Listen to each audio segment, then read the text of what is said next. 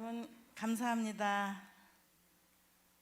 이렇게 귀한 시간에 저를 여기 서게 해주셔서 참 감사합니다. 사실은 남편 선교사님이 여기 오시기로 돼 있었는데 되게 이제 갑자기 오다가 바뀌었어요. 그래서 제가 이제 하나님께서 저를 그동안 사용하시고 또 거듭나게 해주시고 그런 것들을 제가 이제 간증하겠습니다. 근데 잠깐 영상 좀 한번 보여주실 수 있나요?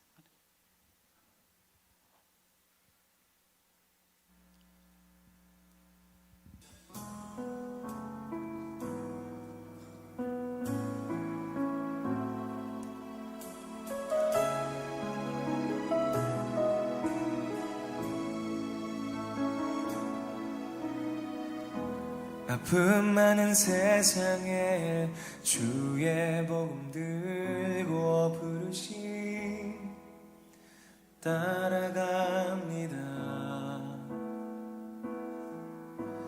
슬픔과 고통이 가득한 이 땅에 눈물을 닦아주려 어쩌면 내 삶을 전혀 돌볼 수 없을지 모르겠지만 나를 보내시고 무너진 그 땅에 내 생명 묻으소서. 주님의 나라가 세워지는 것이 나의 평생 소원. 주님의 교회가 이곳에 세워지니 마지막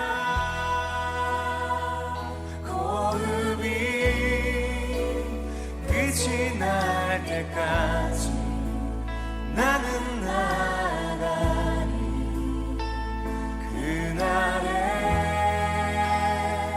그토록 보고픈 주 얼굴 보리. 어쩌면 내 삶을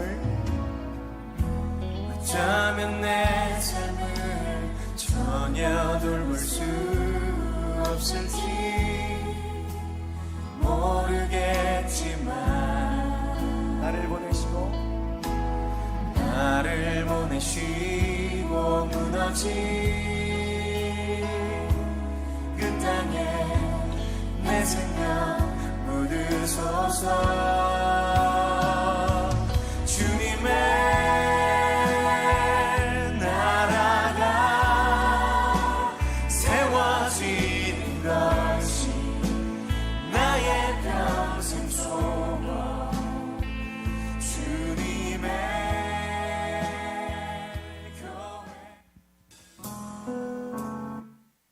감사합니다. 잠시 기도하겠습니다. 주님 은혜 감사합니다. 하나님, 정말 하나님 너무나 감사를 드립니다. 우리가 무엇이 간데 주님께서 우리를 이렇게 사랑하시어서 주의 자녀 되게 하시고 주님의 일을 하게 하시고 주님의 나라에 갈 수 있도록 아버지 하나님 복을 주셔서 참 감사합니다. 귀한 시간을 주셨습니다. 아버지 하나님의 자랑을 마음껏 할 수 있도록 하나님 입술을 하나님께서 붙들어 주시옵소서. 이 시간 말하는 입술이나 듣는 귀가 모두 주님의 영광만을 위하여 있게 하옵소서. 감사하며 예수님의 이름으로 기도드렸사옵나이다. 아멘. 저는 1986년에 아프리카에 갔습니다. 1985년에 아프리카에 홀로 이제 선교사로 떠나신 남편을 따라서 저희가 갔습니다. 그래서 지금 횟수로 해서 37년 동안 아프리카에 살고 있습니다.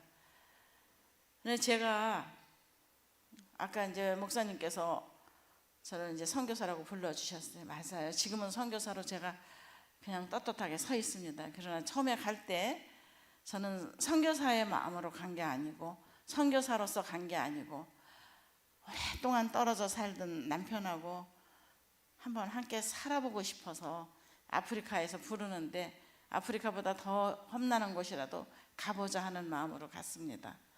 그래서 제가 제 아들 이제 선교사님이 1976년에 독일에 연수 받으러 독일 정부에서 주는 장학금으로 연수 받으러 떠나서 이제 내년이면은 돌아올 거라고 해서 저는 아이를 임신하고 그때 1년만 기다리면 된다는 그런 이제 꿈을 안고 살았습니다.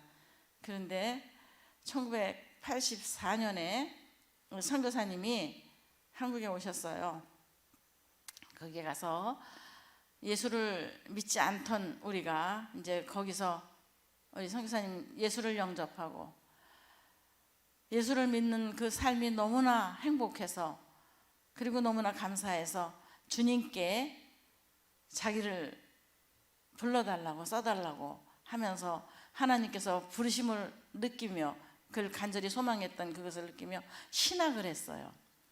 그 연수 교육 기간이 이제 조금 있으면 끝나면은 우리는 참 행복할 수 있었는데 이제 내가 신학을 해야 되겠다로 신학하고 그리고 또 영어로 공부를 좀 더 하기 위해서 영국으로 간다고 독일에서 영국으로 가고 그런 세월 동안에 이제 1984년이 된 거예요. 그래서 그때 이제 한국에 와서 우리가 잠깐 가족이 모여서 살았는데 우리 선교사님이 우리 어쩌면은 아프리카에 가서 살게 될 거야. 그래요. 그래서 제가 막 펄쩍 뛰었어요. 무슨 아프리카를 가냐고.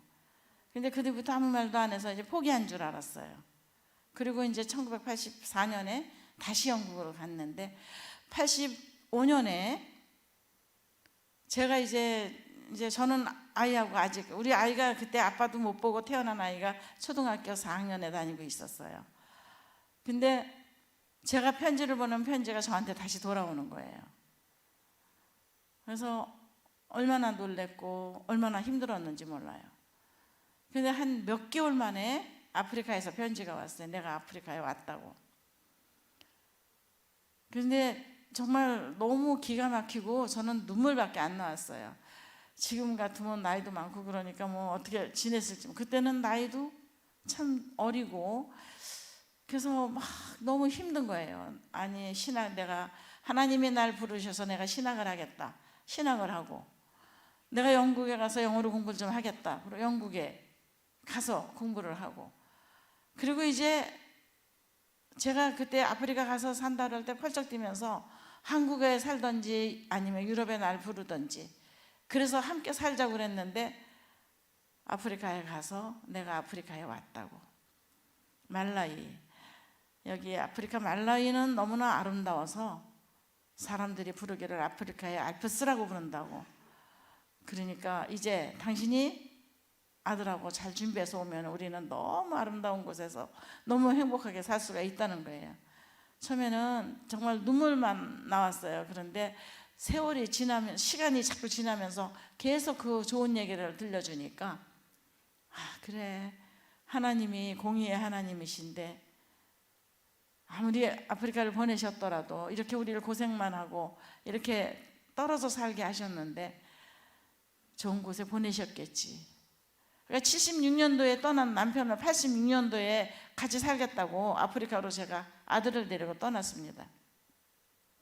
그런데 아프리카에 가서 만난 선교사님은 이제 2년 전에 그러니까 84년도에 한국에 와서 우리가 살 때 그때 본 모습하고 너무나 달라져 있었어요. 새카맣고 뼈만 남고 막 이렇게 돼 있는데 그 사람이 우리를 보고 자꾸 손을 흔드는 거예요. 공항에서. 그래서 제가 우리 아들 보고 저기 손 흔드는 사람 아빠니? 그러니까 아니 그래요. 너무나 마르고 너무나 새카매져 갖고 아내도 아들도 남편을 몰라봤어요. 그런데 이제 가까이 우리가 거기서 추석을 마치면서 앞으로 나갔는데 그분이 남편이고 그분이 아이 아빠였습니다. 그러니까 76년에 헤어지고 86년에 만났는데 알아볼 수 없을 정도로 변해있어요. 그런데 저는 아프리카의 알프스라고 불리운다는 그 말라에 갈 때 그래도 알프스 같지는 않아도 좋겠지, 같이 가족끼리 살고 또 아름답다니까 좋겠지 그러고 갔는데 그곳은 알프스가 아니었어요. 그래서 저희는 이제 그래서 함께 사는데 거기서 만나서 함께 사는데 선교사님이 그때까지 집어들 돈이 없어서 원주민 집사님 가정에 얹혀 살고 계셨어요. 그러면서 거기가 알프스라고 부른 거예요. 집어들 돈이 없어서 원주민 가정에서 모시고 사는 거예요. 그러니까 저희가 두 식구가 가서 세 식구가 함께 얹혀 사는 거예요. 그러니까는 너무너무 힘들었어요. 이 선교사님이 저보고 모든 것은 다 뭐 내가 준비해놨다, 염려하지 마라, 돈도 뭐 필요 없다 막 이렇게 얘기를 했어요. 그랬는데 저를 딱 거기다 그 집에 데려다 놓더니 돈 갖고 온 거 혹시 있으면 다 내놔봐 그러는 거예요. 그래서 돈을 꺼내서 다 말을 못 하겠더라고요. 여러분 아무리 남편이지만 10년 동안 떨어져 지내다가 아프리카 같은 그런 환경에 딱 닥치니까 주눅이 드는 거예요. 그래서 돈 가져온 걸 전부 내놓고 기다렸는데 선교사님이 이제 나가서 안 들어오시는 깜깜할 때까지 그 집사님이 참 좋으신 분이지만은 둘이서 뭐를 해야 좋을지를 모르겠는 거예요. 그리고 이제 그 다음 날부터 선교사님 아침에 나가고 저녁에 들어오고 저는 그 집사님과 하루 종일 있어야 되는데 우리 좀 데리고 나가라 그러니까 선교사님이 여기는 여자들이나 어린애들이 돌아다니면은 위험하다는 거예요. 정신병 든 사람 많아서 위험하다는 거예요. 그래서 이제 나가지도 못하고 집에 있는데 그 집사님하고 하루 종일 대화를 하는 거예요. 근데 그 집사님도 영어를 하고 저도 영어로 말을 해요. 근데 안 통하는 거예요. 못 알아들어요 서로. 둘 다 영어는 하는데 손짓 발짓을 해야 겨우 그냥 눈치를 채고 또 그 눈치 채게끔 대답을 하면서 이렇게 살았습니다. 그래서 사는데 저희가 외출은 한 번도 못 하는데 주일날이면은 교회를 가기 위해서 외출을 합니다. 우리 선교사님이 내일 교회 가니까 이제 깨끗한 옷 입고 아침에 일찍 나가자고 그래요. 예배 시간이 9시니까 우리는 일찍 가서 예배를 드려요. 그때는 우리가 학교 교실을 빌려서 예배를 드리고 있었어요. 이렇게 뭐 아름다운 교회에서 예배 드린 게 아니라 그 예배 학교 교실이니까 그 예배 시간에 가면은 청소를 세 식구가 해야 돼요. 자리를 정돈하고 그러면 11시쯤 되면은 한 사람 한 사람은 이제 교회 예배를 드리러 오는 거예요. 시간관념이 없어. 심지어는 저희랑 같이 사는 그 집사님도 11시에 나타나요. 그럼 우리가 예배를 이렇게 드리면서 교회를 갔으니까 기쁘고 즐거운데 여러분 정말 그 아프리카 사람들 예배는요 너무너무 아름다워요. 그분들은 이렇게 오면은 이 앞에 무릎을 탁 꿇고 앉아요. 두 손을 들고 하나님 아버지 내가 오늘도 아버지 집에 올 수 있게 해 주셔서 감사합니다. 그런 거를 알고 그런 사람들의 기도의 모습을 보고 나면요 제가 정말 아무 불평을 할 수가 없어요. 저는 그분들하고 삶이 틀리지만은 그냥 사는 게 불편하고 힘드는데 그분들은 맨발로 걸어와서 2시간씩 걸어와서 버스비가 없어서 내가 오늘도 아버지 집에 올 수 있어서 감사합니다. 눈물을 철철 흘리면서 기도를 해요. 일어나서 춤을 추며 찬양하고 예배 시간에 목사님이 설교를 하시면 막 그냥 아멘 아멘 그러고 예배를 드려요. 그 말라위에서 그런 예배 모습을 보면서 제가 마음이 참 힘들었어요.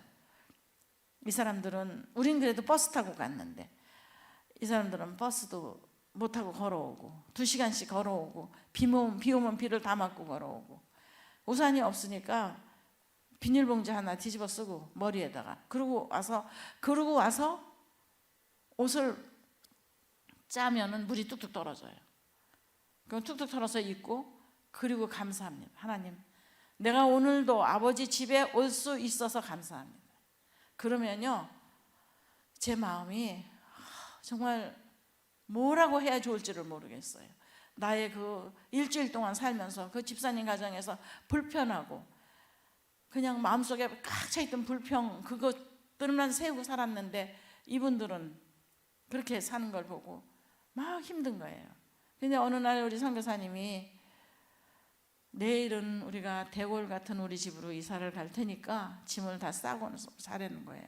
그 아침에 택시를 불러서 타고 가는데 제가 알프스라고 부른 게 이런 데인데 무슨 대골이야 또 대골은 그러면서 이사를 했어요. 근데 대골 같지는 않아도 너무 마음이 편했어요. 우리끼리 가족끼리만 살고 그 원주민 집사님 가난한 가정에 얹혀 사는 삶이 끝났을 때 우리끼리만 살고 우리끼리만 그 시내에서 가까운 곳에서 거기는 아주 힘든 곳이었어요. 그냥 뭐 브란타이라고 하는 도시에 진건가라고 하면 아주 가난한 사람들만 모여 사는 외국 사람들은 구경도 할 수 없는 그런 곳에서 저희가 사는 거예요. 그래서 살다가 우리가 시내 쪽으로 이사를 나왔어요. 우리 선교사님이 집을 하나 얻어놓고 그게 이제 집이 아니고 옷공장에서 창고로 쓰던 것을 얻어놓은 게 싸니까 그리고 저보고 동각 공고 다 내놓으라 그래가지고 다니면서 수리하느라고 그렇게 시간이 걸린 거예요. 그래서 저희가 이렇게 사는데 우리가 이제 이사를 하니까 원주민 목사님들, 장로님들, 교우들이, 성도님들이 날마다 우리 집으로 오는 거예요. 처음에는 인사하러 오니까 이제 뭐 같이 먹을 것을 나누고 우리 선교사님이 아침마다 시장을 가서 2끼 먹을 빵과 1끼 먹을 쌀을 날마다 사다 주는 거예요. 점심에만 밥을 해 먹고 아침과 저녁에는 빵을 먹고 사는데 이분들이 와서 이 먹을 게 다 떨어져야 집에 가는 거예요. 근데 처음에는 뭐 그동안에 뭐 우리 선교사님이 혼자 있을 때 이분들이 선교사님을 먹였으니까 그건 당연하지 하고 했는데 자꾸 세월이 지나도록 안 스톱이 되니까 우리 선교사님한테 제가 이분들은 언제까지 우리 집에 와? 그러니까 선교사님이 당신 그러면 못 써. 저분들은 당신을 영적인 어머니라고 생각하기 때문에 이렇게 오는 거야. 그런데 귀찮아하면 안 돼 그래. 그래서 제가 꼭 거짓말하면 이제 들킨 거죠. 그래서 그냥 아무 말도 안 하고 있었는데 나중에 보니까 선교사님이 날마다 광고를 하는 거예요. 예배. 누구든지 배고프고 목마른 사람들은 다 우리 집으로 오라는 거예요. 그러면 제가 막 은혜 받았던 몸이 불평이 확 잡고 시험에 걸렸어요. 배고프고 목마른 사람 멀리서 찾을 필요 없어. 옆에 있어. 옆에를 보면 되잖아. 우리야 우리. 그러면서 이제 제가 막 그냥 속으로 그리고 이제 뭐 버스 안에서나 어디서나 막 싸우는 거예요. 사람들이 한국말 못 알아들으니까 우리가 싸워도 편하네요. 그래도 그분들이 오셨을 때는 싸움을 못 해요. 그분들은 한국말은 못 알아들어도 우리 표정을 보면 우리가 싸우는지 뭐 하는지 아는 거예요. 그러니까 못 싸우고 그분들이 계실 때는 얌전하게 말도 고분고분하게 하고 그분들이 가면 이제 힘드니까 싸우고 처음에는 싸움도 못 했는데 나중에 계속 싸우는 게 우리 선교사님이 날씬한데 이제 몇 달 지나서 우리 아들하고 저도 날씬해졌어요.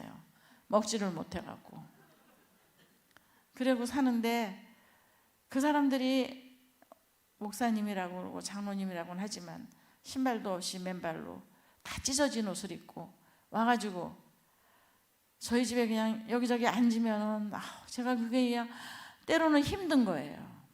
그래서 그분들이 우리 선교사님을 영적인 아버지라고 불렀어요. 근데 이제 아버지의 부인이니까 영적인 어머니가 되는 거예요. 근데 저는 그 소리 듣는 게 너무 싫은 거예요. 제가 제 자신을 아는데 그 사람들이 그렇게 부르면 그 사람들의 그만큼 저도 잘해야 되고 이제 그런 세월이 이렇게 지나는데 어느 날 어느 한국 분이 저희를 찾아오신 거예요.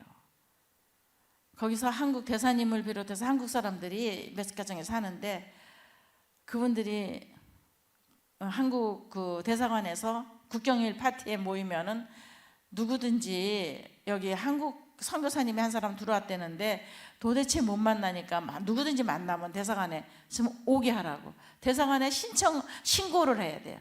이 새로운 사람이 오면. 근데 우리 선교사님은 자신의 모습이 너무 초라하고 비참하니까 행여라도 예수 믿지 않는 사람 만나면 주님 영광을 가리울까 봐 한국 사람을 피해 다녔던 거예요. 근데 저희를 알고 지낸 영국 분하고 그 한국 분이 알게 돼 갖고 저희를 찾아왔어요. 근데 그분들하고 교제가 시작이 된 거예요. 그분들 가정에 저희가 초대받아서 가고, 그분들이 저희를 보니까 너무 정말 힘들게 사는 게 표가 나니까 자기 가정에 초대해서 맛있는 것도 대접하고 막 그러면, 그 가정에 가면은 제가 가서 느낀 게, 이 집은 정말 알프스에 사는구나. 정말 여기는 알프스라고 불러도 되겠다 할 정도로 좋은 곳에 좋은 모든 것을 다 갖추고 사는 분들이었어요. 그분들하고 교제를 하니까 그분들이 가끔씩 저희를 데리고 가서, 이제 우린 차가 없으니까 차가 와서 우리 제시카를 태우고 가서 맛있는 거 같이 만들어서 같이 먹고 그러고 오는데, 제가 어느 날 그 집이 이제 가서 부엌에 가서 일을 돕겠다고 했는데 냉장고를 여는데 한번 이렇게 들여다봤어요. 근데 냉장고에 계란하고 우유가 수북히 쌓여 있는 거예요. 근데 이제 제가 정말 그것 때문에, 어떻게 생각하면 그것 때문에 제가 유명해졌습니다.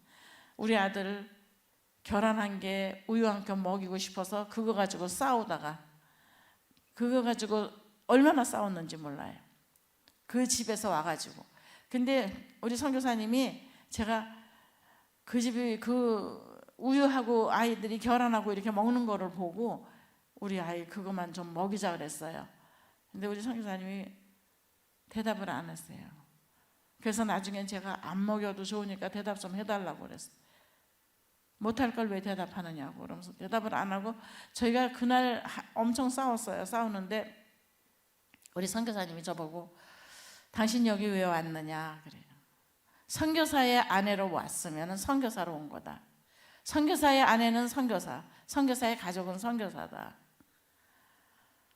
그런데 선교사로 오고 이 사람들을 위해서, 이 사람들이 그렇게 아프게 살다 약이 없어 죽고 이런 것을 다 보고 어떻게 내 아들 계란 한 개, 우유 한 컵, 그렇게 그게 뭐 소중한 거라고 그거 먹이자고 이렇게 나를 힘들게 하느냐고. 그러면서 얘기를 막 하는 거예요. 그래서 저는 그날 밤에 다른 얘기는 다 아무것도 안 듣고 싶고, 우리 아들 먹이자, 계란 한 개, 우유 한 컵 먹이자, 이 소리만 듣고 싶었어요. 근데 대답을 안 하고, 그래도 우리 아들은 아프리카 애들보다는 잘 먹고 살지 않냐는 거예요. 그러면서 그거 그렇게 먹이자고 그렇게 이렇게 나를 괴롭게 하다가, 우리는 다 하나님 앞에 가서 1대1로 선다. 누구든지 1대1로 섰는데, 하나님이 당신을 보고 너는 무엇을 하다 왔느냐, 어떻게 살다 왔느냐 그러면 뭐라고 대답할래? 부끄럽지도 않아 그러는데 제가 부끄럽지 않다 그랬어요.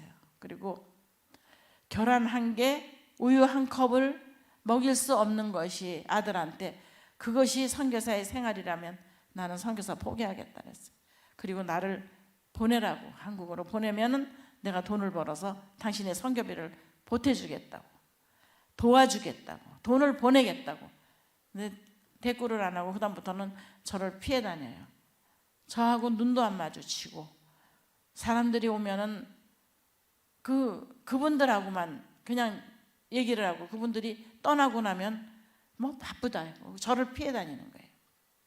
근데 제가 이렇게 보면은 그분들하고 같이 만나면 선교사님 너무 행복한 거예요. 너무 행복해. 그리고 가면 얼굴이 금방 딱딱해져 갖고, 가족만 오면 되게 행복하겠다고 했던 사람이 가족을 쳐다보지도 않으려고 그러는 거예요. 그럼 저는 쫓아다니면서 싸우려고 그러고, 그러는 시간이 지나는 동안에 이제 어떤 사건이 생긴 거예요.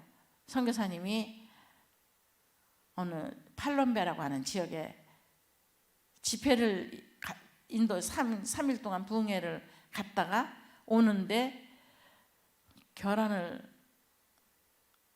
선물을 받아왔어요. 이게 뭐냐니까 모른대, 뭐기래. 근데 결혼이 80개를 선물로 받아온 거예요. 그러니까 아프리카 그 목사님들이 연합 집회하는데 누구든지 다 키우는 사람 있으면 결혼 나면은 하나도 먹지 말고 선교사님 가실 때 선물로 드리자 그랬다는 거예요. 그래서 모은 게, 몇 집이 모은 게 3일 동안에 80개를 모아가지고 가져온 거예요. 제가 결혼을 꺼내서 쉬어보고 얼마나 행복했는지 몰라요. 그 결혼을 우리 아들을 다 먹였어요. 우리 하나도 안 먹고 계속해서 며칠 동안 그 결혼을 먹이는 동안 우리는 한 번도 안 싸웠어요. 한 번도 안 싸우고 지내다가 결혼이 떨어지니까 또 싸우기 시작합니다. 그러니까 우리 선교사님이 너무 저를 힘들어하는 거예요. 저를 옆에 놓고도 기도할 때 기도 어떻게 하냐면, 하나님, 세상에는 착하고 예쁜 여자도 많은데 왜 저런 여자를 저에게 주셨습니까? 저는 정말 여기서 살아야 되겠는데 아내 때문에 일도 못 하겠습니다. 데려가시든지 변화시켜주시든지 하셔야 되겠습니다. 그러고 기도를 하면 제가 부끄럽고 회개하는 게 아니라 더 화가 나갖고 그 옆에 같이 앉아갖고, 하나님, 무슨 목사가 저렇게 거짓말을 잘해요. 유럽에 10년 동안 살 때는, 잘 먹고 살 때는 나 한 번 초청도 안 하고 구경 한 번 안 시키더니 아프리카에서 굶어 죽게 생기니까 알프스라고 속여갖고 나를 데리고 여기까지 와서 우리 같이 굶어 죽지 않고 이렇게 한다고, 무슨 목사가 저러냐고 그러면서 살았습니다. 그렇게 사는데 하나님이 정말 저를 보기에 안 됐다고 생각하셨나 봐요. 저를 병으로 치셔가지고 제가 황달병에 말라리아 2가지 걸려갖고 죽을 지경에까지 갔어요. 그러던 어느 날 제가 그렇게 죽어가면서 우리 선교사님 보고 기도를 해달라고, 내가 오늘 저녁을 못 남길 것 같은 생각이 들어요. 기도해달라고 그러니까 우리 선교사님이 눈을 감은 채로 기도를 하면서 그냥 자면은 자다가 병이 날 수가 있다는 거예요. 그래서 제가 세상에 남들이 기도해달라면 눈물을 펑펑 쏟으면서 기도를 해주면서, 내가 기도해달라니까 저렇게 성의 없이 안 해. 그리고 내가 기도하다가 죽더라도 나가서 기도해야 되겠다. 내가 죽으면 잘 살 건가 어디 보자. 그러면서 그런 나쁜 마음을 먹고 밤을 새워서 기도하다가 그날 제가 주님을 만났습니다. 저는 누가 이렇게 주님 만났다는 신앙 간증을 하면 한 번도 안 믿었어요. 그래도 제가 한국에서 신앙생활을 할 때 간증 집회도 가고 그러면은 이렇게 주님 만났네 그러면, 저 사람은 왜 저렇게 요란스럽게 예수를 믿어, 그리고 신비주의자라고 그러고 안 믿었어요. 그런데 하나님께서 저한테 찾아오셔서 저를 보게 하시는 거예요. 하나님이, 제가 우리 선교사님 보고 하나님이 당신만 사랑한다 맨날 그랬거든요. 하나님이 당신만 불렀다. 하나님이 난 사랑하지 않는다. 그렇게 하고 나는 정말 재수없이 결혼 잘못해서 왔다 막 이랬는데, 제가 그날 하나님을 만나서 하나님이 저를, 내가 너를 사랑한다, 너는 내 딸이다 이렇게 불러주셨어요. 그리고 내가 너를 아프리카로 불렀다, 내가 너를 쓸 것이다 그렇게 말씀하시면서, 그러나 제가 얼마나 울었겠어요. 그 처음 그런 광경을. 그러나 네가 거듭나야 되겠다는 거예요. 제가 거듭나지 않았다는 거예요. 거듭나지 않은 그것을 내가 너에게 보여주겠다. 그러면서 빛을 이렇게 앞에 보여주시더니 저의 잘못된 모습들을 다 보여주시는 거예요. 제가 아프리카 애들 오면 찡그리고 애들하고 우리 아들하고 같이 빵을 먹여야 되는데 애들은 작게 썰어 먹이고 얇게 썰어 먹이고 우리 아들은 두껍게 썰어 먹이고 했던 모습, 저는 제가 그런 짓을 했는지도 몰랐어요.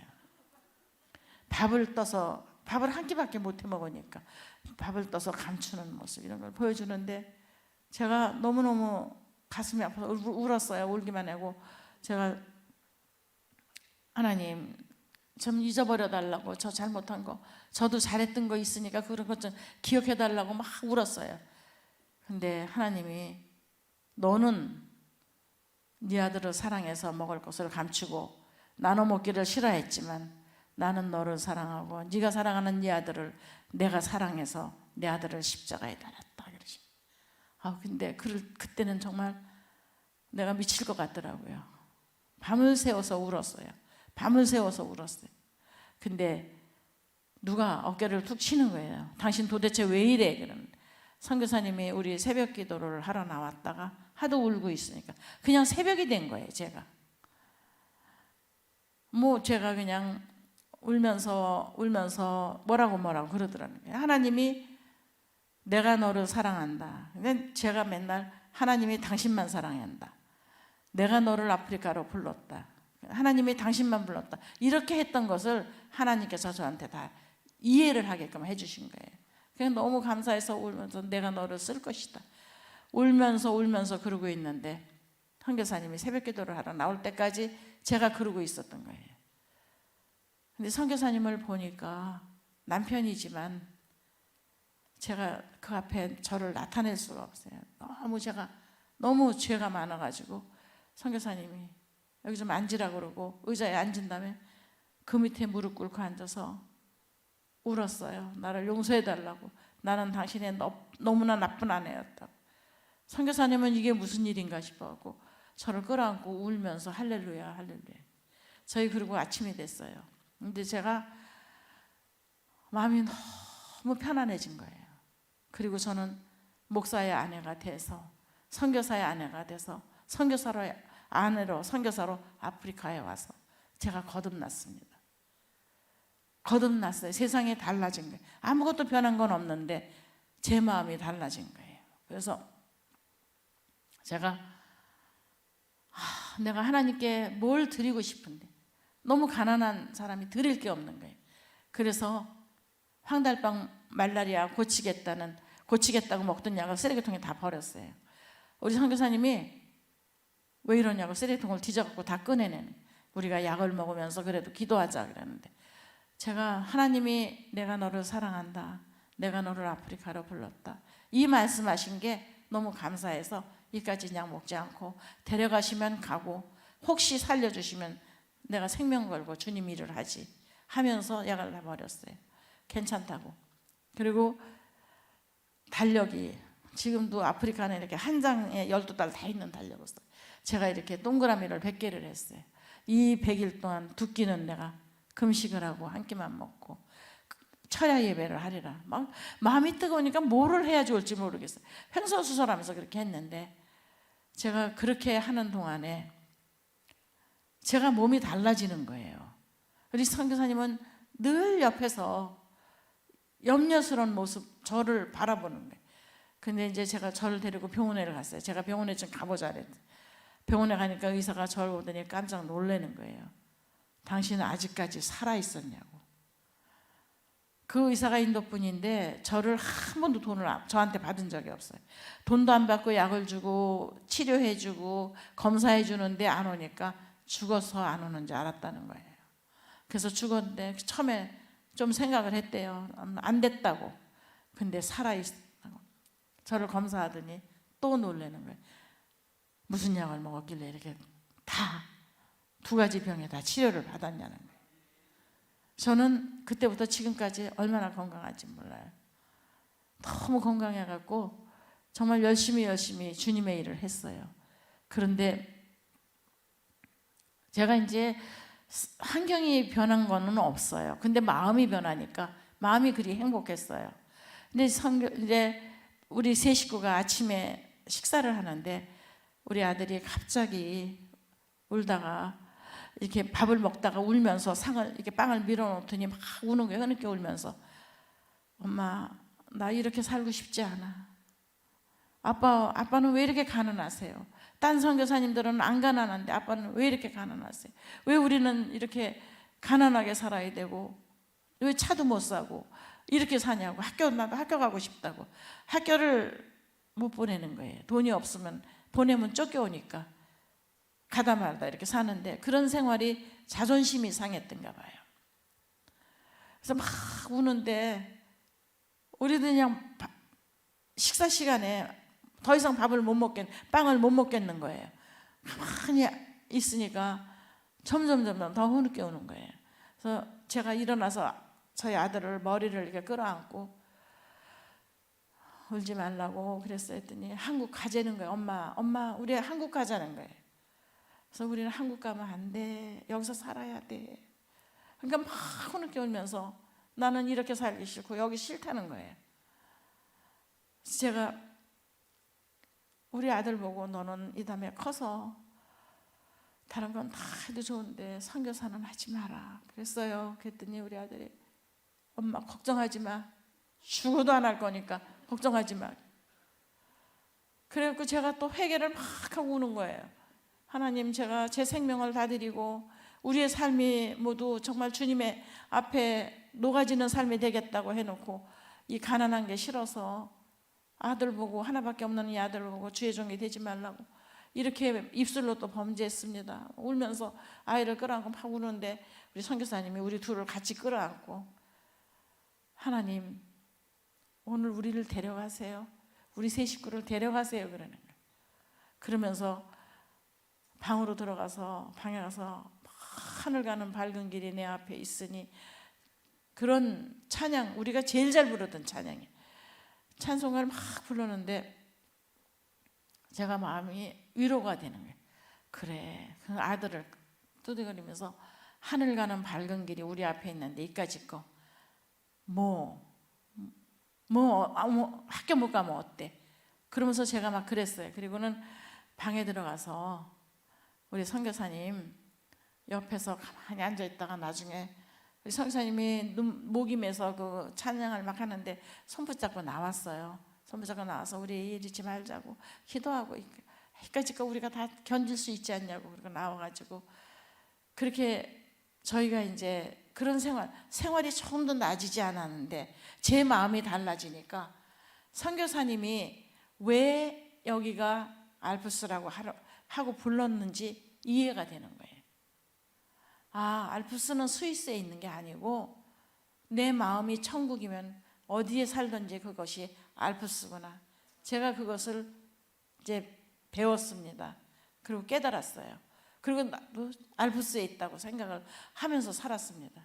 근데 제가 이제 거기서 아프리카 말라위에서 이제 그렇게 주님 만나고 하나님을 너무 사랑하고 이 선교사님이 하나님 너무 사랑해서 이렇게 주의 종이 된 것처럼 제가 그렇게 하나님을 너무나 사랑하게 된 거예요. 그래서 이 아프리카 말라위 땅에다 내 뼈를 묻겠다고 결심을 하고 사는데 저희가 말라위를 떠나야 되는 상황이 됐습니다. 원주민 목사님들이 우리 선교사님을 배신했어요. 그분들이 너무 선교사님하고 서로 사랑하지만은 너무 가난한 선교사하고 같이 더 이상 일을 하기가 싫은 거예요. 그래서 돈을 많이 가지고 와서 교회를 져주겠다, 차 사주겠다 하는 그 들어온 스웨덴계 그 선교사님을 만났어요. 그 선교사님을 만나서 함께 일을 하면 좋은데 이제 선교사님이 거기 있는 게 불편한 거예요. 쫓아내야 되는 거예요. 그래갖고 이민국에 투서하고 막 해서 저희가 말라위를 떠나야 되는 실정이 됐습니다. 근데 말라위를 떠나려고 하니까 제가 말라위에 뼈를 묻으려고 그렇게 기도를 했는데 말라위를 떠나야 되니까 너무너무 막 괴롭고 힘들고 거길 떠나면 갈 데가 없을 것 같은 거예요. 그래서 철야하면서 우리 울면서 금식하면서 날마다 기도했습니다. 여기 말라위에 있게 해달라고. 근데 하나님이 저희를 말라위를 떠나게 하셨어요. 그동안 얼마나 그 아픈 사연이 많이 있었는지 몰라요. 그래서 저희가 말라위를 떠나야만 되는 그런 일정이 돼갖고 말라위를 떠나서 저희가 지금 에스와틴이라고 불리우는 스와질란드로 가게 됐어요. 근데 스와질란드에서도 말라위에서도 저희들은 선교사 체류허가를 안 주는 거예요. 외국에 살면서 그 체류허가를 못 받으면 살 수가 없어요. 그리고 하는데 선교사님이 그 우연히 그 모잠비크 전쟁이 막 심해서 가면은 어떻게 되는 상황인지 모르고 죽는지 사는지 모르는 그런 상황 가운데 있는 모잠비크에 선교를 하나님께서 밀어가시는 거예요. 모잠비크에 가서 일주일 있다가 오시고 일주일 있다가 또 가고 이렇게 하는데 그렇게 마른 얼굴이 더 정말 피골이 상접해가지고 오는 거예요. 먹을 게 없고 거기 가면 모든 소식은 다 끊어져요. 아무 그 연락을 생사를 확인할 수가 없어요. 그래서 저희가 그 모잠비크 가기 전에 남아공에 몇 개월 말라에서 나가라고 갈 데는 없으니까 머물고 있을 때 그 생각이 자꾸 나요. 그 남아공에 가서 살고 싶은 거예요. 그 당시 남아공하고 너무 좋았어요. 근데 거기서도 이제 못 살고 우리 거기서도 누가 살자 그러는데 우리 선교사님이 거기는 그렇게 부자 나라는 못 살겠다고 스와질란드로 옮겼는데 스와질란드에서 선교사 비자가 안 나오니까 모잠비크로 가서 일을 하게 됐어요. 근데 전쟁 중인데 너무너무 힘든 가운데 모잠비크 선교를 했는데 모잠비크를 안 갔으면 좋겠는 거예요. 그래서 가지 마. 그러고 나서 그때 저희는 딸아이가 하나 태어났어요. 선교사님은 모잠비크를 가면은 우리가 너무 힘든 거예요. 우리 중학교 다니는 아들하고 이제 그땐 중학교가 아니고 초등학교 다니는데 뭐 거기서 그 학교 다니는 아들하고 젖먹이하고 저하고 그리고 같이 살던 노인네 목사님하고 너무 힘든 생활을 하는데 모잠비크에 갔다가 왔다가 이렇게 하면서 사는데 오면은 더 뼈만 남아가지고 오고 다시는 가지 말라 그러면 안 간다고 이제 모잠비크 도망가라 그러면 안 간다고 그러면서 뭐 며칠 지나면은 물어보고 그 기도를 하시는데 우리 선교사님이 하나님 저 모잠비크 사람들 전쟁 중에 예수님 복음을 못 들어서 죽어가는 저 사람들 어떻게 했으면 좋겠습니까? 눈물 흘리면서 기도를 해요. 그러면 그렇게 기도하는데 제 귀에는 하나님 저는 모잠비크에 가야겠는데 아내가 못 가게 해요. 저는 그렇게 기도를 해본 적이 없는데 아내가 못 가게 해요. 그래서 갈 수가 없어요. 저는 어떻게 했으면 좋겠습니까? 이렇게 들리는 거예요, 제 귀에. 그러면 제가 너무 힘들어서 가라고 그래요. 그러면 얼굴이 활짝 펴져.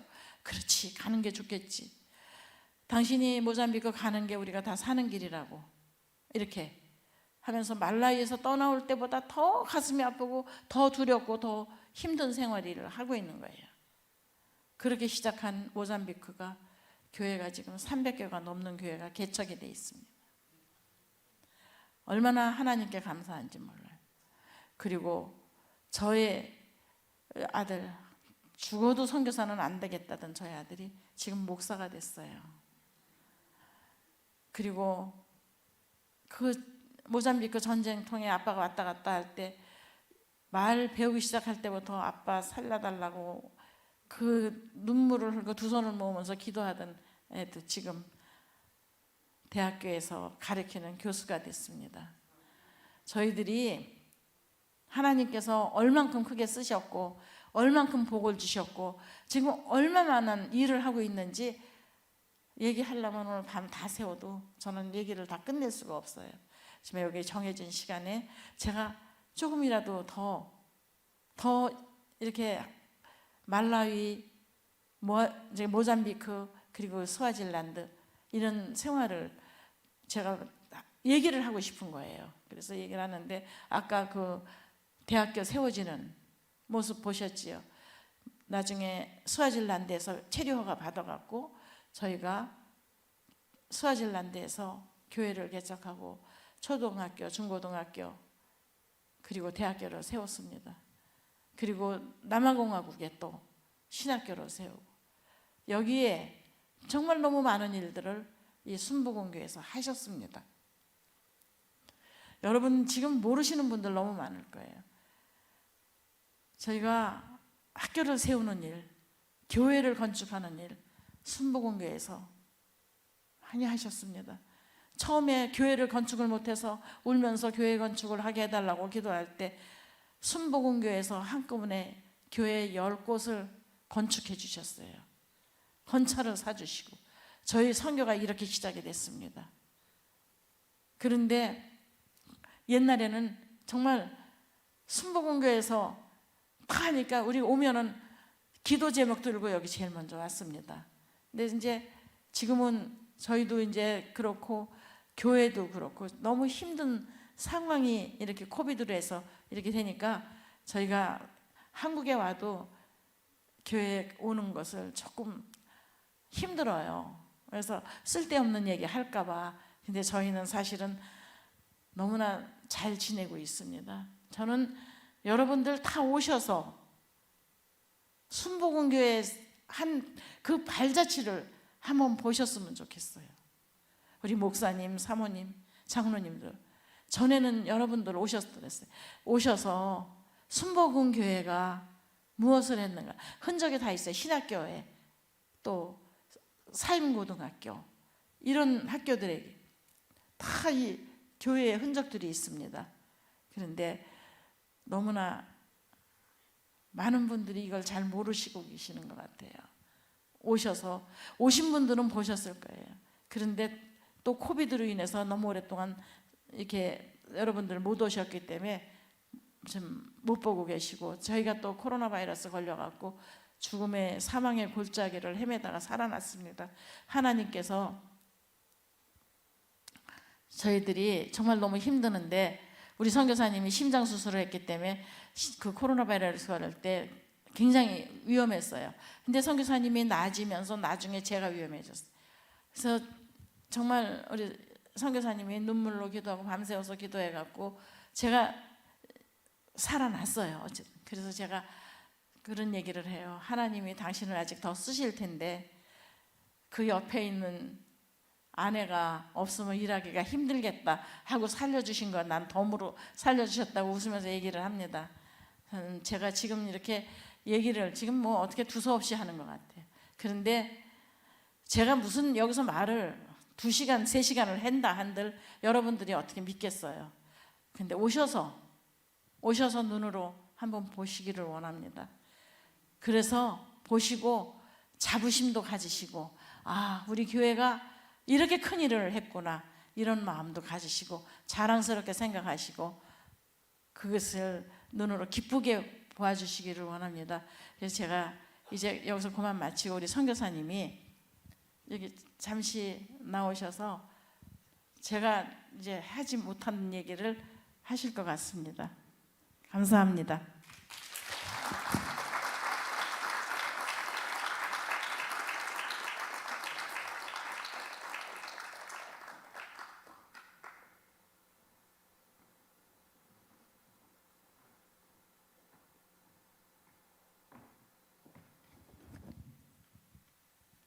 할렐루야. 네, 고맙습니다.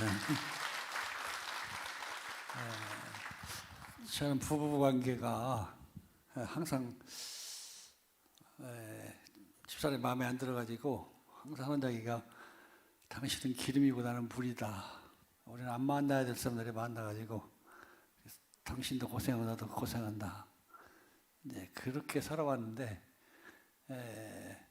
좀 힘들 때 제가 기도했던 게 생각이 나요. 하나 너무너무 힘들게 해서 싸먹기도 싫고 아프리카에서 하나님, 세상에는 이쁜 여자도 많고 얌전한 여자도 많은데 어떻게 내가 결혼을 잘못해 가지고 저런 여자를 만나서 평생 동안 고생하고 선교도 못 하게 됐습니다.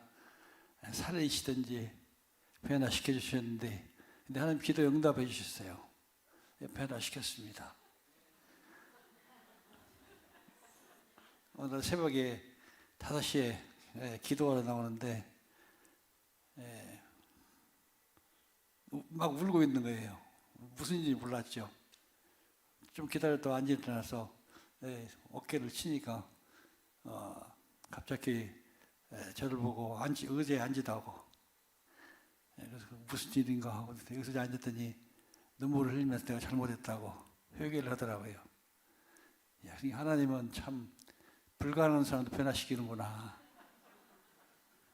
너무 감사하고, 지금은 우리가 사역자로 잘 사역을 하고 있습니다. 이번에 코비드 걸려가지고 초창기 코비드를 걸렸기 때문에 저희 선교센터가 금지구역으로 되어가지고 우리 둘이 이제 같이만 있게 된 거예요. 저는 이제 심장병을 수술했기 때문에 심장이 자꾸 통증이 오고 치는데 밤에 병원을 간배 보면 병원에서는 아무 약도 없다고 돌아가라고 하더라고요. 그래서 어느 날 사람도 못 만나고 코로나 걸리니까 외롭고 어려운데 약도 없고 제가 이제 실신했어요. 잠깐 실신해서 잠깐 깨서 일어나 보니까 또 흐느껴 울고 있더라고요. 그래서 누가 우는가 봤더니 집사람이 울고 있어요. 제 옆에서. 내가 당신을 지켜야 되는데 못 지켜줘서 미안하다고. 그 이야기를 듣는 순간 제가 깜짝 놀랐어요. 나 때문에 사실 아프리카에 와서 나 때문에 코로나 바이러스에 둘 다 죽게 돼 있는데 자기가 미안하다고 하는 거예요. 내가 당신을 지켜줘서 보내서 미안하다고. 내 눈물이 나더라고요. 저 사람이 거듭나지 않았더라면 나하고 당신 때문에 죽게 됐었다. 싸울 판인데 내가 다 당신을 못 지켜서 미안하다. 그때 제가 눈물 나고 참 그때 부부가 참 좋더라고요. 야, 세상에는 부부밖에 없구나. 죽을 때 되면 옆에서 그래도 부부가 제일이다. 이제 물과 기름이 아니라 참 잘 만났다. 고맙다. 이제 병원에 가서 우리가 2주 동안 이제 위험하기 때문에 입원했는데도 첫날 코로나 병원이라고 가보니까 거기는 포로수에서 같은 곳에 우리가 같이 갔죠. 앰뷸런스로 2시간 동안 차를 타고 그 포로수에서 갖다 놓는데 첫날 잠을 자는데 밤새도록 죽은 사람들 얼굴이 자꾸 나타나는 거예요. 죽은 사람이 자꾸 찾아오는 거예요. 밤에 꿈속에서. 야, 이상하다. 여기가 귀신들이 많은 모양이구나. 병원에 왔으니까 치료를 받아야 되는데 첫날 이게 죽은 사람들, 아는 사람들 나타나니까 이 겁이 나더라고요. 이튿날 또 자는데 딱 저를 잘 아시는 분이 한 3년 전에 돌아가셨는데 내일 만나자고 우리 집에서 돌아가신 분이. 제가 내가 이 상태일 때 죽었다는 생각이 들어요. 그래서 제가 밤에 일어나서 이게 영적인 전쟁이구나. 일어나서 이제 선포하는 거예요. 예수 그리스도의 이름으로 약한 귀신을 물러가라. 나는 하나님의 아들이고 예수님이 내 안에 있고 내가 예수님 안에 있다. 나는 하나님의 종이다. 나는 선교사다. 나는 강하다. 2시간 동안 제가 미친 듯이 밖에 나와서 막 외치고 다니는 거예요. 2시간 동안 힘차게 외치니까 이 귀신이 확 물러나는 것 같아요. 마음에 평안이 오고 이렇게 하는데 5일째 지나니까 집사람이 자기 가겠다는 거예요. 퇴원을 해야 돼. 자기는 치료도 안 해준다고. 나는 이제 여기 있으면 죽을 텐데 내가 죽기 전에 신발로 집으로 가야 되겠다. 나 간다. 집에 간다. 퇴원하겠다. 근데 내가 봐도 집으로 가면 퇴원하면 둘 다 죽는 거예요. 한 사람, 두 사람도 같이 걸려 있는데 한 사람이 퇴원한다 그러면 원래 그 지역에 그 코로나 치료병이 하나뿐인데 하나님 보내주셔서 우리가 살려주셔 하나님 감사하고 고생했는데 간다니까 굉장히 힘들더라고요. 그래서 설득하다가 그래서 가자. 우리 가면 죽어.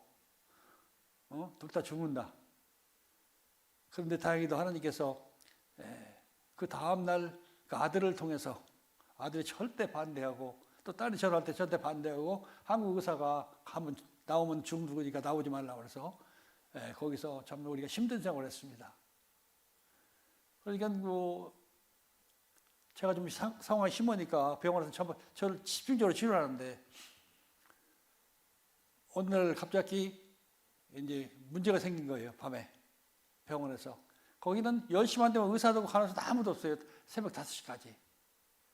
12시, 밤 12시가 딱 11시쯤 되니까는 의사도 아무도 없는데 이제 실신하기 시작하는 거예요. 상황이 점점 악화되는데 안 될 것 같아.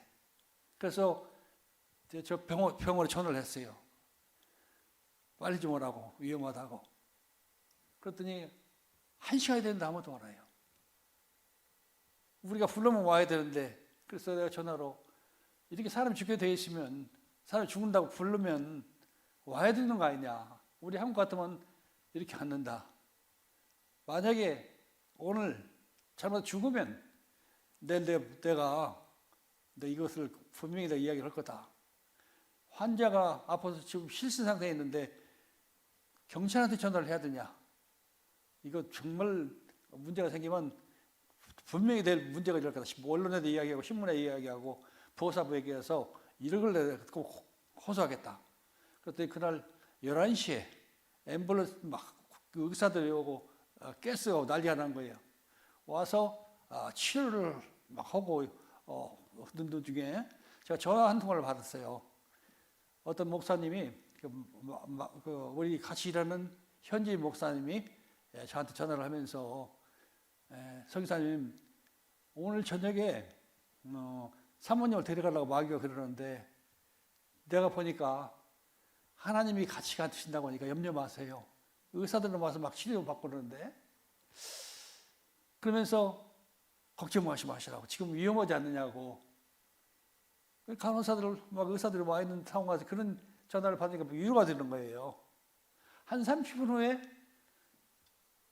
딴 목사님이, 잘 모르는 목사님이, 자기는 빅터 목사님이라고, 성교사님은 나를 모르지만 나는 성교사님을 잘 알아서 기도하고 있습니다. 위험 온다고 기도하고 있는데 제가 보니까 사모님을 지금 마귀가 데리고 가려는데 걱정 마세요. 하나님이 사망의 엄침한 골짜기를 같이 가신다고 하네요. 성교사님 힘을 내십시오.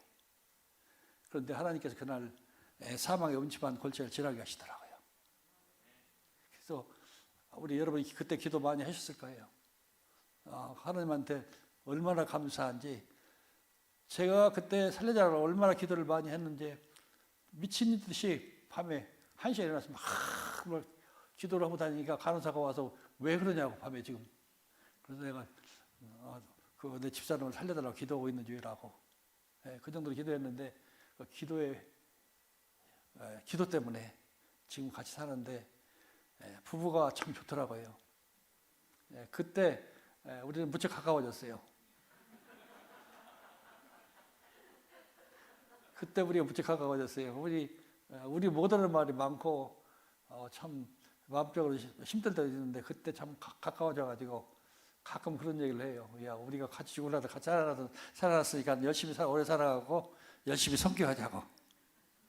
그래서 저는 참 감사한 것이 물과 기름이 아니라 오늘 좋은 동역자로 거듭났다. 부부생활은 그렇더라고요. 좀 화가 났을 때 상대편 참고 또 기도하면 하나님이 이렇게 회복시켜 주시고 가정이 파괴되지 않고 이렇게 건전하게 우리가 살 수 있다는 걸 체험했습니다. 선교는 주님의 소원이고 지상명령입니다. 선교는 저도 전쟁터에 거기 공산정부, 그러니까 전쟁터에서 두 나라에 가봤는데 선교는 제가 가고 싶은 곳에 가는 게 아니에요. 하나님 믿으면 가야 돼요.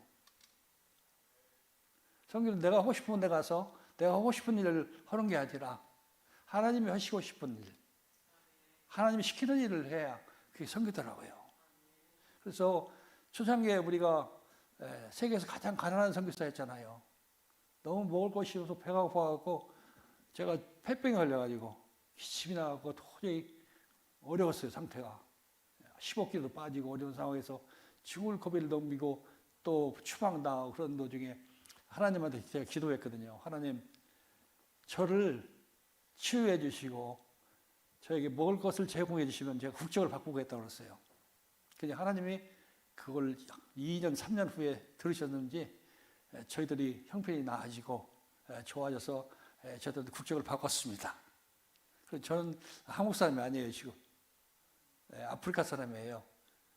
그래서 집사람이 국적 바꿀 때 좀 힘들어 했는데 다 바꿔가지고 깨끗하게 지금 아프리카 국적 가지고 열심히 선교를 하고 있습니다.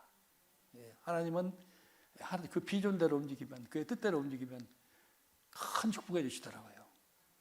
내 나중은 미약하나 내 시작은 미약하나 내 나중은 창대하리라. 이 말씀을 제가 믿어요. 한때는 제가 너무나 배가 고파갖고 비민촌에 같이 살던 원지민 집사님하고 우체국에 같이 사삼에 같이 가다가 날씨는 뜨겁고 배는 고프고 너무너무 외로워가지고 그 집사님한테 그랬어요. 그때가 월요일 날이었어요. 집사님 한 가지 물어봅시다. 그랬더니 왜요? 집사님은 하나님이 살아계시다고 생각하십니까? 심각하게 물어봤어요. 그래서 이분이 저한테 원지 집사님이 다시 얘기해 보세요. 나는 하나님이 돌아가셨다고 생각합니다. 내가 하나님이 살아계시면 내가 이렇게 배가 고프고 외롭고 너무너무 힘든 상황인데 왜 하나님이 나를 돌보시지 않을까요? 그랬더니 그 원지민 집사님이 하는 이야기가 선교사님 어제 설교를 어떻게 하셨어요? 그래서 어제는 어제고 오늘은 오늘입니다. 어제 우리가 은혜를 많이 받았잖아요. 어제 예수님이 살아계시다고 했잖아요. 왜 그러셔요? 우리 압니다. 비민전에 선교사님이 이렇게 사시는 거 우리 압니다. 그래서 우리 가족들도 전 교인이 금식하면서 하나님께 이 어려운 과정을 지나가게 해달라고. 그러나 이 어려운 과정을 견디고 이기면 하나님이 선교사님을 현대판 리빙스턴 선교사가 쓰실 거예요. 선교사님 힘내세요. 그게 지금 이루어졌어요. 예, 지금 영상을 잠깐 한번 보여주시겠지만 하나님께서 가장 부유한 선교사 사용하셨거든요. 저는요 재주가 하나 없어요. 제가 학교 다닐 때 상장을 받아본 적이 없어요. 예? 옛날에는 우리 시골에서 운동공이 할 때 학부형들이 막 모이잖아요. 이 음식을 만들어가지고 8명이 뛰는데 내가 항상 8등이었어요. 7등. 그래서 이번에는 한번 내가 연습을 해갖고 3등 한번 해보자. 근데 열심히 연습해도 4등 하더라고요. 제가 그만큼 상복이 없었다는 거예요. 난 뭣도 잘 못 받고 저는 이 한국말, 독일어, 영어 잘 못해요 지금. 한국말도 잘 못 알아듣잖아요. 여러분 말도 빠르고. 그렇기 때문에 집사람이 오히려 말을 차분하게 잘하기 때문에 요즘 성경보고 하려면 집사람들은 내가 가방을 들고 올 테니까 당신이 성경보고 하라고. 와서 성경보고 하니까 잘하잖아요. 하나님은 부부간에도 협력해서 팁을 만들라고 협력하니까 너무 좋고요. 지금 우리는 큰 비전을 하나님께 주시고 축복을 내셔서 한 720교 이상을 좀 개척했고 7나라에 200교 이상을 건축했고 또 초중고등학교 20개 대학도 세우고 병원도 세우고 그러니까 하나님은 상황을 바꿔주시니까는 여러분 좀 참으시면 될 것 같아요. 인내하시고 사업에 좀 잘해야 된다. 몸이 아프다. 저도 병에 걸려고 여러 번 죽을 고비를 넘겼어요. 말라리아, 폐병, 심장병, 코로나 바이러스, 그다음 교통사고, 강도 만나서 엄청난 그 죽음의 고비 속에서도 참 감사한 것은 위험한 순간일수록 예수님이 함께 하시더라고요. 편안해요. 그래서 죽을 때 가장 편안하게 죽는 방법은 예수님과 같이 가는 거다. 제가 한마디만 얘기할게요. 우리 잘 아는 그 목사님이 한 분 계세요. 포르투갈 분이 백인이죠. 부인은 미국 선교사였는데 이분은 평생 동안 전도밖에 몰라. 전도. 아무것도 하는 게 없어. 전도. 그런데 하나님께서 돌아가시기 전에 이분이 병원에 입원하고 이틀 만에 돌아가셨는데 그 사모님을 부르고 돌아가시기 전에 나 천국 가니까 우리 같이 찬송하자. 찬송하다가 가시게르 목사님이 천국 가셨어요. 찬송하다가 너무 우리한테 큰 간증이 됐어요. 이분 한번 전도하고 선교하고 주님과 같이 동행하면 우리가 이 세상 떠날 때 두려운 마음 없이 행복하게 천국, 영생은 천국을 영생을 우리 체험하는 건 죽어봐야 되거든요. 근데 죽을 때 가장 편안하게 행복하게 죽는 방법은 우리 하나님 말씀에 순종하는 거. 예수님이 소원을 이루어드리는 전도하고 선교하는 거다. 그리고 순종하는 거다. 저는 열심히 이걸 배웠습니다. 잠깐 영상 보고 제가 마치도록 하겠습니다. 그래서 순복음교회가 아프리카에 큰 일을 많이 하시거든요. 신학교를 거기다 세워서 이 신학생들이 12나라에서 와서 지금 뭐 교회도 많이 개척했고 또 교회도 많이 건축했는데 여러분이 막 오시면 될 것 같아요. 오시면 더 여러분들이 하나님께서 순복음교회를 어떻게 사용하시는가. 그래서 또 순복음교회 더 앞으로 계속 선교적 관계를 갖고 큰 일을 감당하면 교회도 크게 부흥해 주실 믿습니다. 그래서 혹시 유 목사님, 사모님 꼭 오셔야 될 것 같아요. 내년에 한번 꼭 모셔야 되겠어요. 그래서 보시면서 앞으로 선교하면서 우리가 한번 크게 축복하는 그런 일이 일어났으면 좋겠습니다. 잠깐 그 영상 하나 보여주시죠.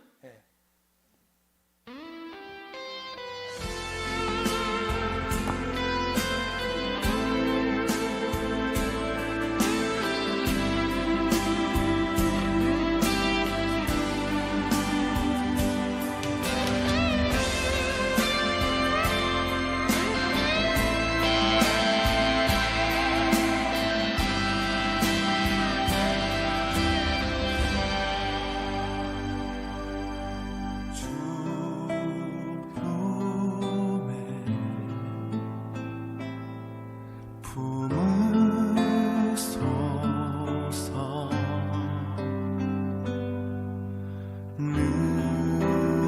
능력에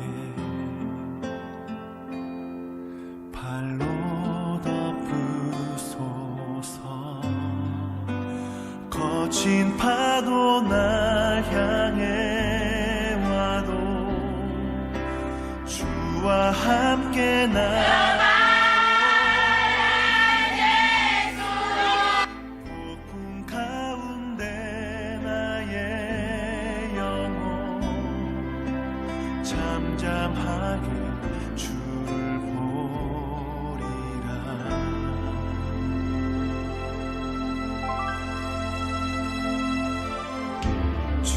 주님 안에 나 거하리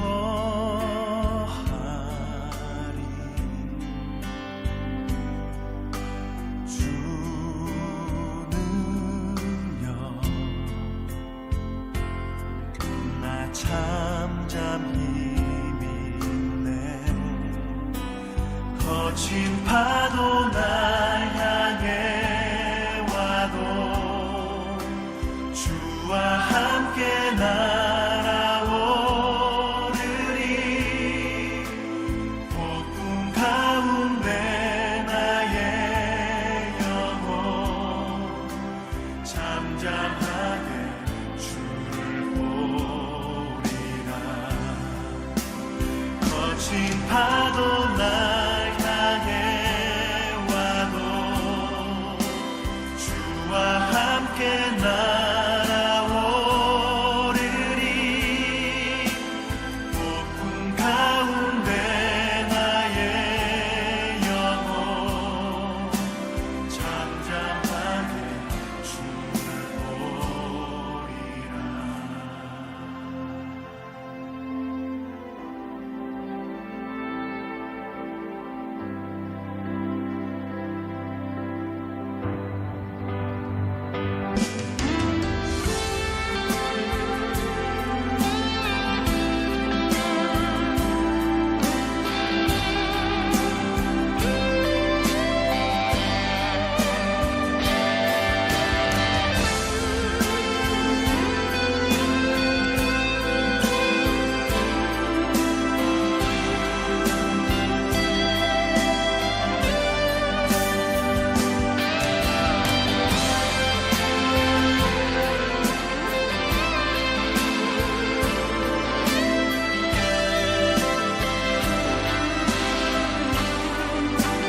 거친 파도 날 향해 와도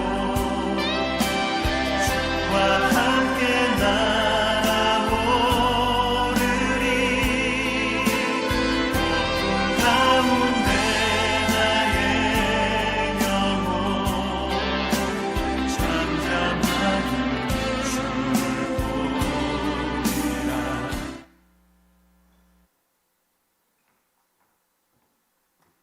여러분 보셨죠? 제가 37년 전에 이 돈 60만 원 하고 성경 한 권 갖고 믿음 3가지 갖고 들어갔는데 이렇게 하나님이 축복해 주십니다. 여러분의 기도로 우리가 같이 세워갑니다. 여러분이 보셨죠? 소망정부다. 아저씨요, 임마누엘 신학교.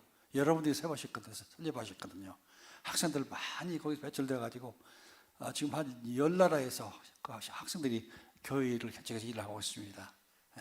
여러분 감사하고요. 여러분 꼭 한번 방문해 주셔서 선교 현장을 보면 굉장히 도전을 받을 거라 믿습니다. 그리고 앞으로 여러분이 전도하고 선교해서 더 큰 비전을 가지고 여러분 개인적인 생활에도 축복받는 가정이 되고 축복받는 선교, 축복받는 교회가 되기를 축원합니다. 감사합니다.